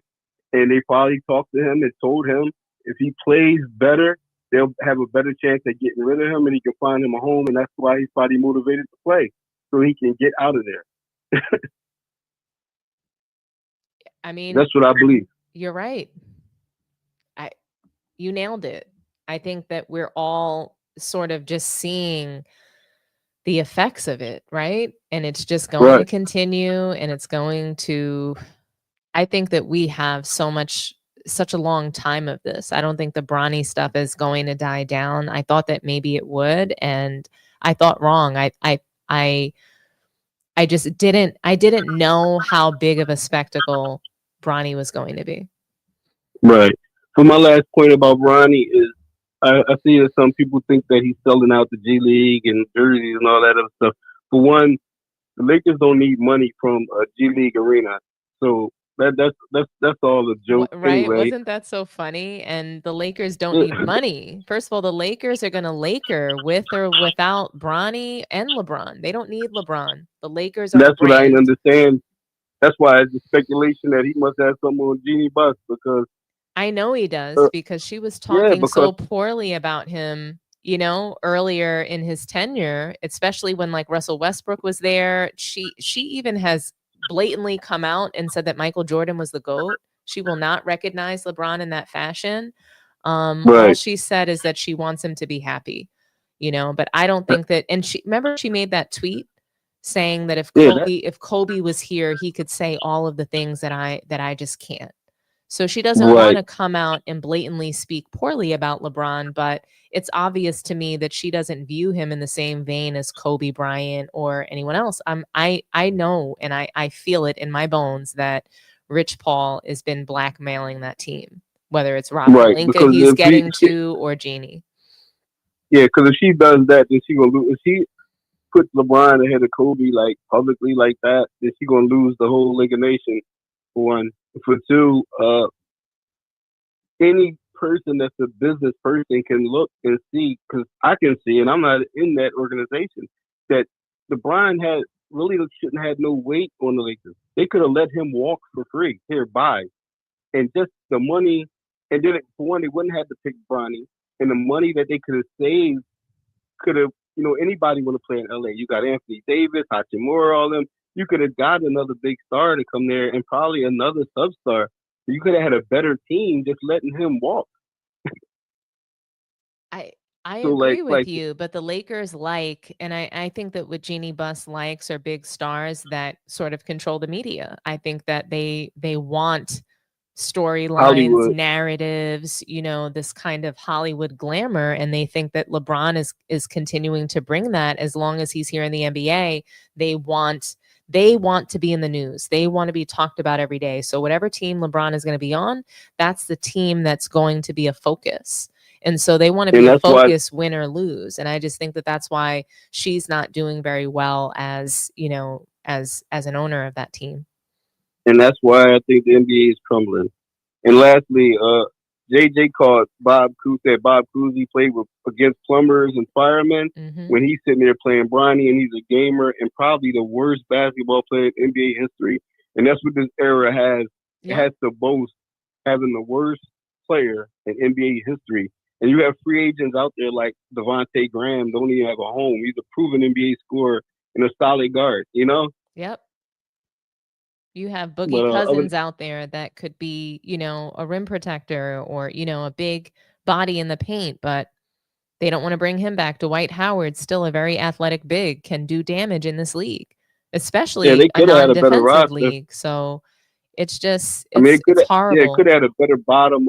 The bottom of the roster could have been better, you know, to get through an NBA season. But you know, they went to have Bronny. But I'm not gonna hold you up. Thank you so much for calling in, Jeffrey. It's such a lovely night to hear from you. Thank you. And take care of yourself, but do it maintenance. I will. Do it while you're strong. You're right. You're right. Thank you so much All for right. calling in. All right, I'm still here. Have a good one. You too. Bye-bye. All right, guys, we're going to move. We're going to move to the next topic, and that is the Greek Freak. So, you know, it's all about Giannis in this segment. It's funny because when this name Greek Freak first caught fire, I would change it to the Greek Streak because he would catch fire from three, or he would airball threes and shots from the free throw line at will. And I thought the Giannis phenomenon was a joke. Yes, I think he's a good player, but only because of his effort and how hard he works on his game. I think that Giannis is very dominant in the paint, but he carries, he travels, and he plays rugby. He's also someone that injured Kyrie Irving by making an extremely bad defensive play. He learned how to hack from PJ Tucker. And since PJ Tucker left the Milwaukee Bucks, he hasn't been back to the finals since. So let's talk about that title run for a moment. Chris Middleton, he was balling. Giannis had PJ Tucker, a complete soul snatcher on the court. I mean, you could tell by his sneaker collection alone that he did his time on the playground in the big park when he was younger. And PJ Tucker, his ability to hack players and snatch souls was incredible in the finals and throughout the playoffs that year. He did a hell of a job on Kevin Durant as well in the second round. In the finals, Chris Paul played like a possessed 2-year-old, throwing himself on the floor and just playing like shit in the playoffs like he always does. Point guard, never heard of him. Please. Giannis made lunch meat of the Suns, dropping 50 in that closeout win. The refs allowing him to play rugby and run over defenders in the paint. It was god awful, but he won a title and he didn't leave his team or form a super team. So great job, Giannis. Okay, great job. In 2022, the Bucks get eliminated. Middleton was injured. They couldn't repeat without him. The Bucks played like poop. 2023 rolls around, same thing. And Giannis put a lot of pressure, right, on the organization to make moves in order for them to contend. And he was acting like LeBron in sort of like this way of demanding trades. And, you know, they wind up trading for Dame Lillard. And they give up Drew Holiday. They fired Budenholzer. And they got Adrian Griffin. He was doing very well. They were winning games. Giannis thought that Adrian Griffin was, I guess, in particular, like an idiot. And he starts trying to disrespect the coach in game and write up his own plays for the team, looking crazy and dumb as hell. Okay. And then I think by the next game, Adrian Griffin is fired, even though he had a winning record. And surprise, surprise, Doc Rivers is hired. And then they go on a massive losing streak. The Bucks have looked more lost than they ever have under Doc Rivers. And I'm not here to say that Doc Rivers is this horrible coach. I just think that he needs to retire and get away from coaching. His style of coaching, the kind of players that he's used to coaching, they just no longer exist anymore. And it's a different NBA. And I think that his time is just up. He has an antiquated style that no longer is working. So, but anyhow, what's interesting to me is, like I said, they've looked horrible under Doc Rivers, and in an offense that centers around Giannis, who is very low skilled, and Dame Dollar, who plays zero defense. So one important thing to note is that Dame never wanted to go to Milwaukee, and he was very vocal about that, to the point where it seemed like the organization, the Blazers, they were turned off by him publicly saying he wanted to play in Miami. So he was traded to Milwaukee, and they made the best deal for themselves to make. Brook Lopez doesn't look as good as he was in 2021 or even last year. The team looks lifeless, like they don't want to compete. And Giannis spoke on it, and I want you guys to hear it. So we'll react to it after. And there have been some people that have grumbled about. Did we compete the previous game? Yes. Did we compete the 2 previous games, Cavs and Cavs? Yes. Did we compete today? No. It's something that you can control. This. You're gonna go out there and you're not gonna compete. You're not gonna win the game. Sometimes you compete, you're tough and you don't win the game. But at least just give yourself a chance. You know, we came to New York. We played great last night. We came to New York. We lost by 30. We don't compete. You know, are we okay with not competing? I don't know. I'm not okay with that. So we got to do a better job competing. We got Boston in 2 days. You don't compete, you're going to lose by 30. Simple as that. Ball got to move, but body got to move too. Your body got to move. Like, if you don't create space, you're not in the right position on the floor, like, you're not going to be able to get in the paint, no matter what you do. You know what I'm saying? Even if you're willing and your intent is to get in the paint, you got to be in the right position. You got to move. You got to create space for the guys to get in the paint. I feel like sometimes we hold the ball. They play totally opposite from us. Whenever the ball swung, they were driving and kicking. They got so many wide open threes. They got in the paint. Hey, man, if you don't want to be here, you can leave. If you don't want to be here, you can leave. I'm being honest with you. They played great. We wasn't move the ball. We really was not move the ball. But we had good intention. But at times, at the end of the day, when you move the ball and the guys hold the ball and they're not driving the kick, and it's not going to look great.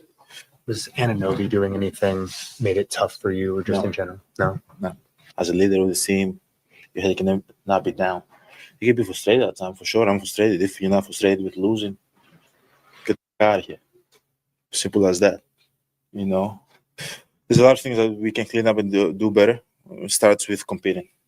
We got to compete. As I said, teams won't feel bad about us. They want us to keep on losing. They're not going to be, oh, yeah, that's 5 games below 500.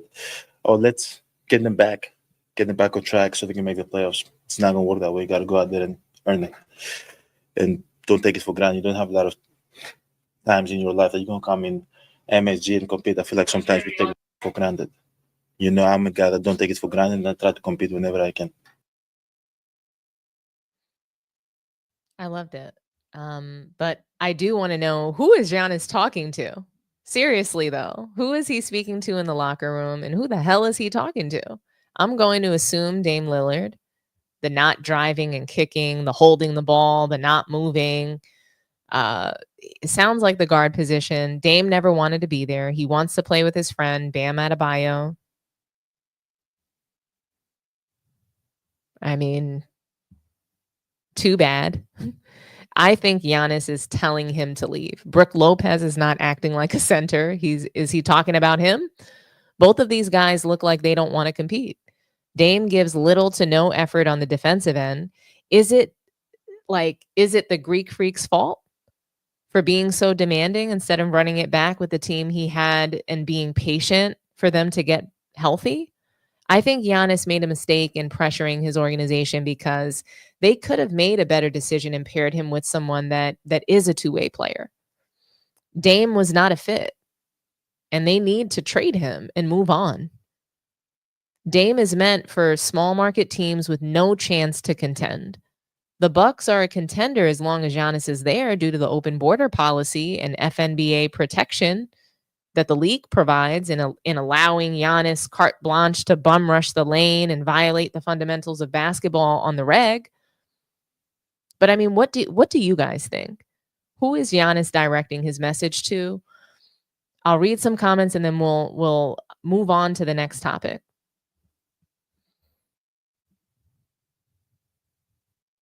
Let's see. Shout out to Grape Tea News. I see you. Jeffrey, Dame didn't want to go, but that doesn't stop real ballers from balling hard. Playing uninterested because you're not where you want to be is a sucker move. I agree. I'm with you on that. Dame should be in Miami with Bam and Jimmy. I mean, should he though? I mean, I think that the Blazers had an opportunity to trade him there, and they weren't going to get the best deal. So they didn't trade him there because they weren't going to get enough. I mean, I think that Pat Riley's not giving up all of his picks. So that's probably why it didn't work out. And perhaps the Blazers were asking for Jimmy Butler, and they weren't going to do it. Like, Pat Riley wasn't going to do that.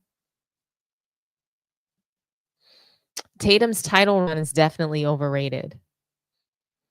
I mean, they had a very easy path to the title last year, but they did have several years of losing. So I respect that they kept their team as best as they could, and they kept battling year after year to win. So at least Tatum wasn't crying to get traded.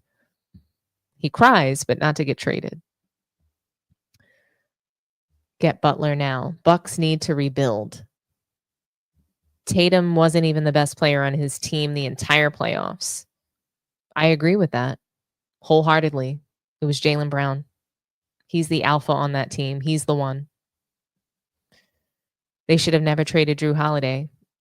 Another gem. I mean, what were they thinking? You don't trade people that can score for you. You don't trade people that show up in big moments in the playoffs or in the finals. You just don't do it. But they did.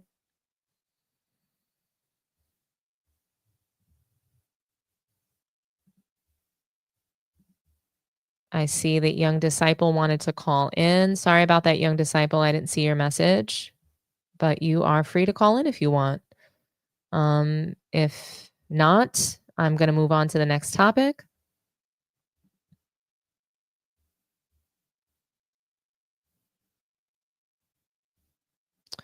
Let's see. The Bucks should have moved off Lopez or Portis earlier.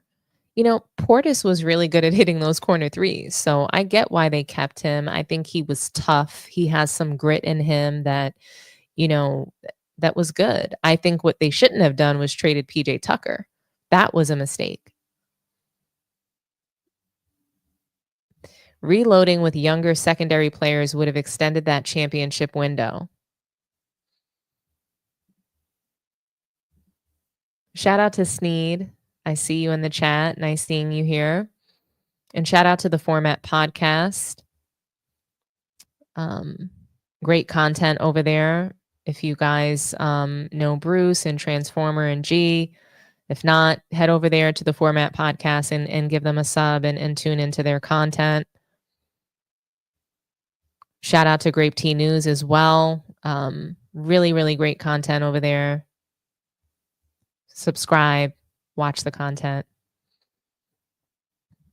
Hi, Kevin. Hi, Michael. Nice to see you guys in the chat. Okay, so we're going to move on to the next topic.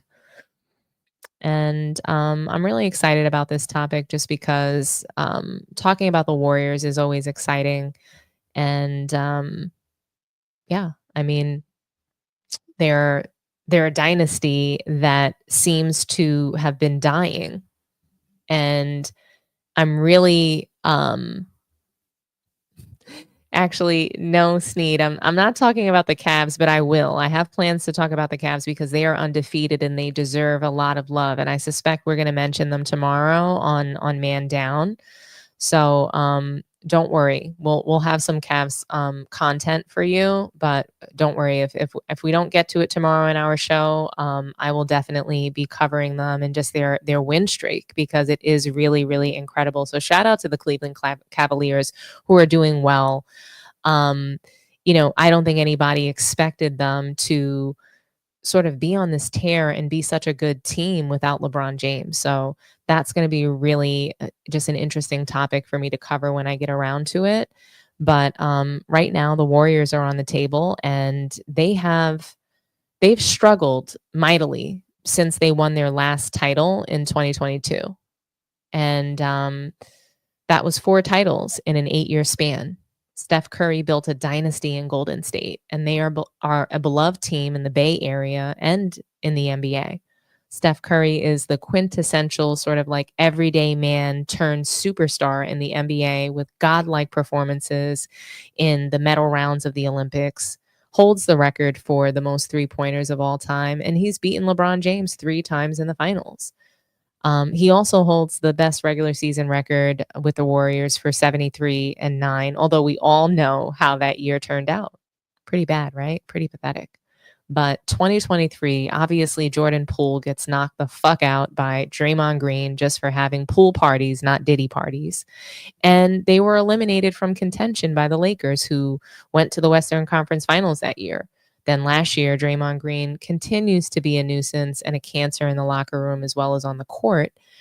It was a contract year for Klay Thompson, and Steph Curry's better half of the well-known Splash Brother duo, Klay. He had a bad injury for about 2 seasons, and the Warriors stuck by him. He came back. They won a title. All good, right? Not so much. Obviously, the Warriors didn't want to max him out last season, and they gave him an offer that he was able to refuse.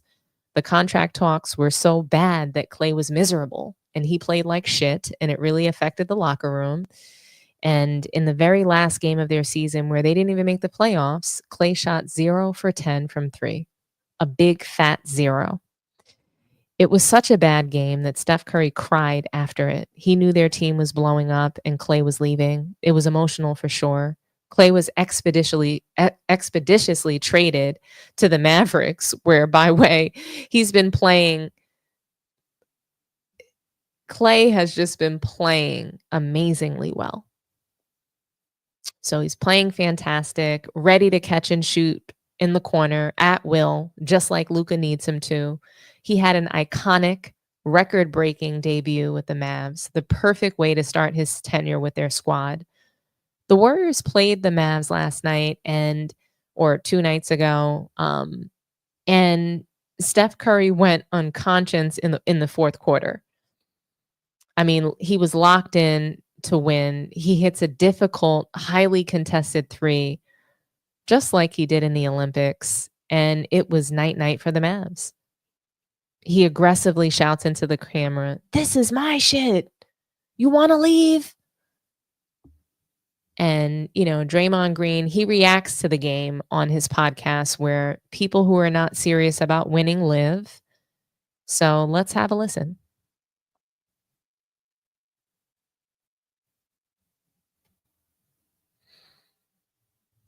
So finally, yesterday morning, I text Steph and I text him like, "Hey, listen here, big dog. I need you to be locked in. Whatever it is that you need to do. If that's watch this tribute video," I said, "I'm going to do the same." So by the time Steph come in the game last night, he pissed. As soon as I texted him, he called me right away. So I done tried to stir the pot a little bit, baby. That's your shit. So I pissed Steph off because Steph was supposed to speak before the game. He like, "Yeah, I called Raymond and told him I'm not speaking. I just need to lock in on the game, so I ain't speaking." And I talked to Klay about it. Tried to check in with Klay on something else, and Klay ghosted him. So he got pissed. And here we go. That's why at the end of the game, that was almost like the Olympic shot. You feel me? The night could not have gone any better. When you talk about NBA script writers, as the people say on Twitter and Instagram. No, that was perfect setup. Klay Thompson played great. Great. Incredible. And they lost. Draymond Green is such a joke. You literally created content for yourself. Do you have no shame at all, Draymond? It's great that the Warriors are the number 2 seed and Steph is playing more physical, handling defense very well, and hitting tough shots. It's even more amazing that he didn't let the love for Klay get in his head and it get to the point where he couldn't perform. Whoop-de-doo. It was a great moment on the floor. The shot was a dagger in the heart of the Mavericks and Klay as well, because he's no longer a part of their team. He's no longer a part of their fraternity, their brotherhood, or the Splash Brotherhood. Can Steph revive their dynasty? That remains to be seen.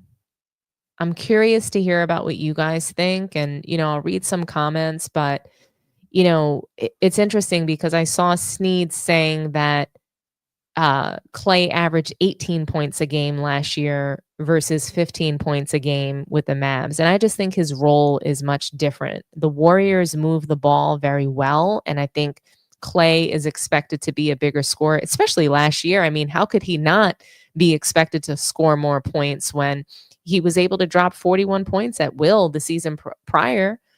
Coming back out of injury, he was balling. And not only that, but Draymond Green is not a scorer. I think he averaged like 2 points last season. He sucks. And look, 2 points I know is a wild exaggeration, but there were plenty of games where he didn't score at all. So when you have someone who used to be averaging, anywhere from 10 to 20 points a game to averaging under that, Klay's role is going to have to be a little bit larger. And the contribution needs to be bigger on a team like the Warriors, at least with the team that they had last year. But with the Mavericks, Klay Thompson, he is just expected to catch the ball and shoot. And I know that he was supposed to catch the ball and shoot with the Warriors as well, but I don't even think he's really expected to defend. Like, Klay has a different role on this team with the Mavs. They're looking for him to catch the ball and shoot. They are looking for him to just sort of space the floor.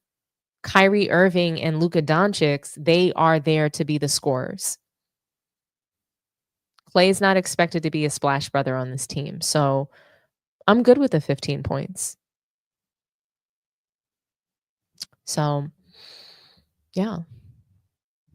And I agree with you, Sneed. We can't take Draymond Green seriously at all, right? But he's a starter on their team.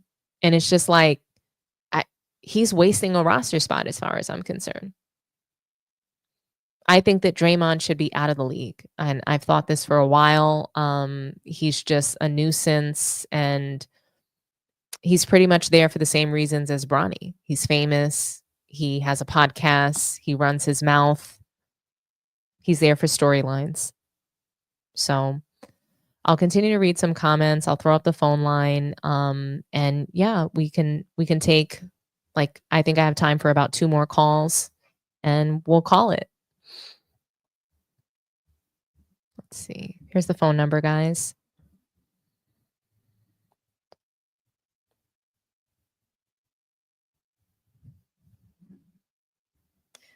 We already have our first caller. T-Bert, talk to me nice. So sorry I didn't have you connected, but yeah, I'm good. What do you think? Do you think that the Warriors are better without Klay? Are the Warriors better without Klay? That's a good question, but it's all about personnel adjustments. With the team that they had put together last year, Klay didn't make a strong case for itself, right? And the team just wasn't all that great. But when they got rid of Klay and the additions that they did get, mainly Buddy Hield, they're a younger team. They're a better defensive team. So right now, I think their trade is really not, they're better with or without him. I think both teams made out good. I think the Warriors made out good. They got what they needed, right? They got younger. They got another, little splash brother, junior, and Dallas got what they needed desperately because in the playoffs last year, that the 2 or 3, his name is Washington. He was getting wide open sideline, side 3-point shots, and he was bricking them. You flip that script now. You got Klay in that position. Klay's going to knock those down, hands down. So I think both teams got better. They're both better with their acquisitions. That's my take on that. I agree. I agree. I was wrong about this trade. So I thought that Klay was going to go to the Mavs and continue to shoot bricks. That's what I thought. He seemed too emotional about not being with the Warriors anymore and the fact that he was not getting that contract that he wanted. So I didn't expect him to come out and play well. I didn't. Shooting 0 for 10 when you're a great shooter and just like not playing well all the entire last season. I thought he was done. So, you know, I didn't think he was going to be done. I'm glad to see him doing well. I was wrong, and I'm happy to say that I was, because I never want to see someone of his talent and stature go down the way that I thought he might. Yeah, I've seen great shooters in the past go through slumps like that. And that didn't look like a slump, though. That was an entire season. To me, a slump is like, a period of games in a season. That's a shooting slump. But a whole season of playing like shit because you're not getting the contract that you want I found it to be, I was disappointed in him.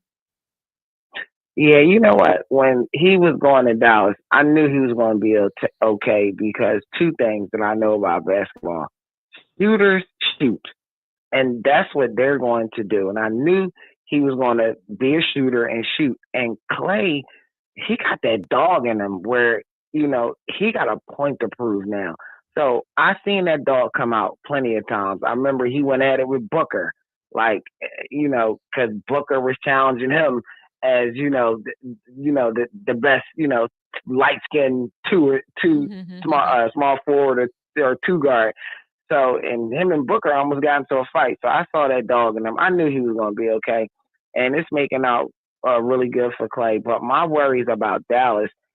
I watched that game. It was a great game, but Dallas defensively, when Lively comes in, they play that stupid drop defense, and if you got Curry and Buddy Hield running the screen, you can't run drop coverage.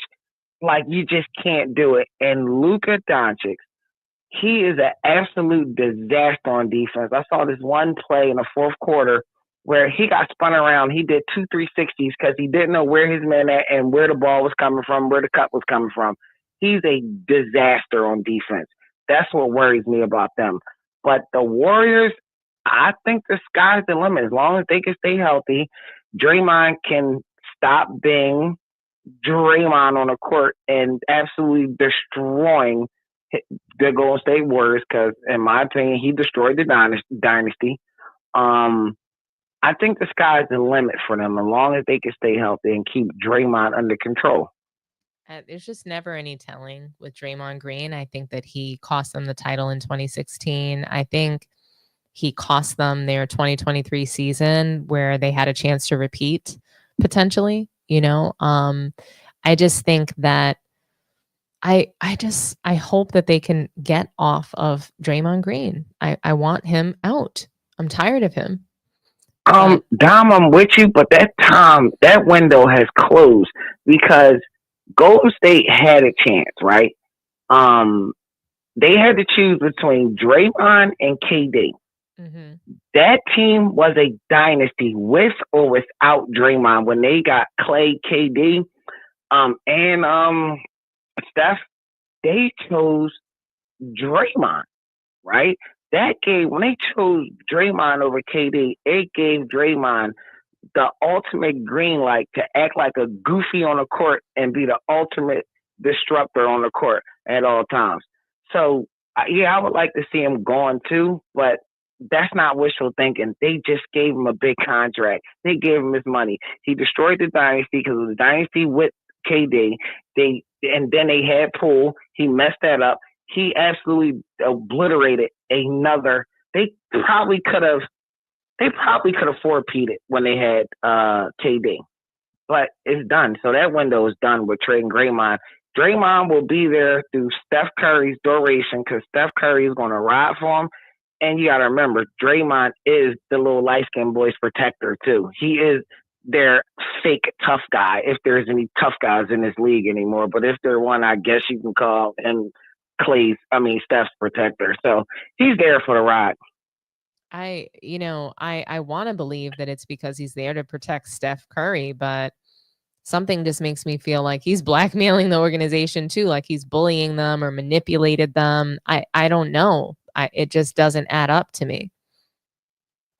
Yeah, I just think he's there. What you got on Greek? What you want to ask me about Greek? Well, who do you think that the Greek Freak is addressing his message to? Oh, it's clearly first and foremost is Dame. You think so? You know, Dame. Yeah, absolutely. Because Dame he made it public. He didn't want to be there, right? He wanted to go with Miami, and then you got to remember, it was like midway through the season, a reporter asked Dame, "Who's your top 5 players you ever played with?" He didn't even name the Greek Freak, right? I know. He didn't even name. I think he named Bam Adebayo, and I don't understand why. Yeah, so I think it was definitely more about Dame, right? And I think it was some about Doc too, right? But I think the Greek Freak is out of there. I think he set that up with the narrative at the beginning of the year when he said, "Hey, if we don't do good, I might get traded." He doesn't want to be there. Anybody that wants to be on their team, they're on a team or in a business, in a company, they're not just going to come out and say, "Hey, I expected to be fired or traded." They're not going to put that energy out there. But he wants out of there.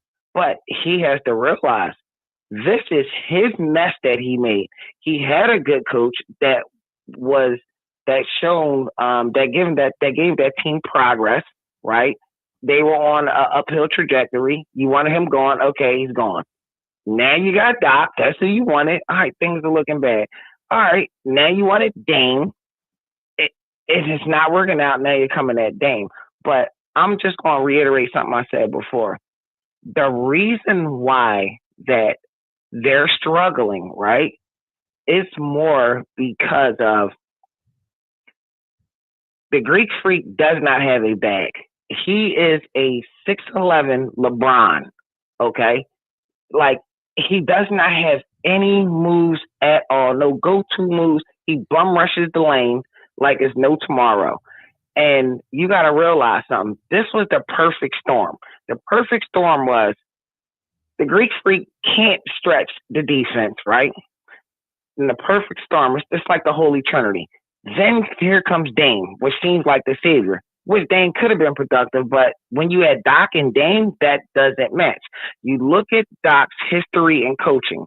He's always had a great point guard, a pass-first point guard to run the offense successfully, a high IQ point guard, a pass-first point guard.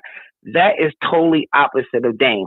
Dame is a shooting point guard first.